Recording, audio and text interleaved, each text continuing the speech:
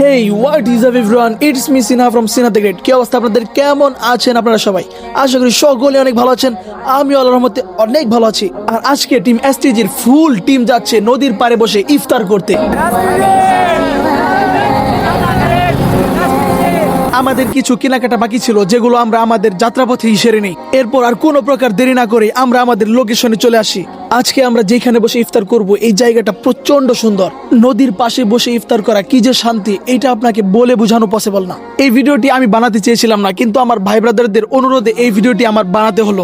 আমার ভালোবাসার মানুষ যারা আছেন, আপনারাও আপনাদের ফ্রেন্ড সার্কেলদেরকে নিয়ে এইভাবে বসে ইফতার করতে পারেন।